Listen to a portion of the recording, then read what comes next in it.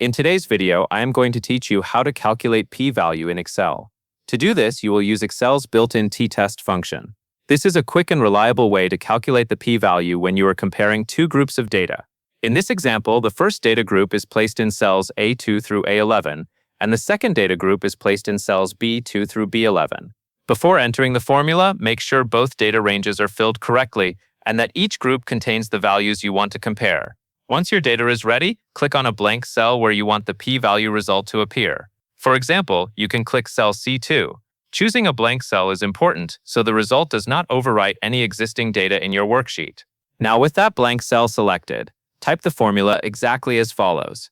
Equals t.ttest, open parenthesis, A2 colon A11, comma, B2 colon B11, comma 2, close parenthesis. Then press enter on your keyboard. After you press enter, Excel will return a number in that cell. That number is the p-value for the comparison between the two data groups.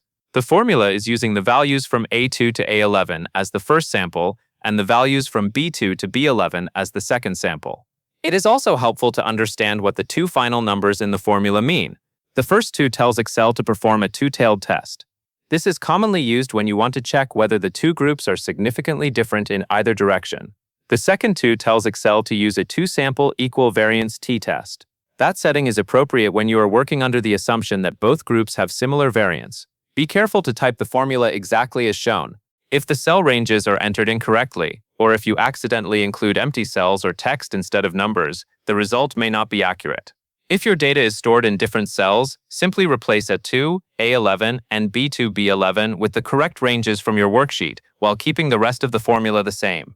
Once the formula is entered successfully, Excel does the calculation for you automatically and you can use the returned p-value for your analysis.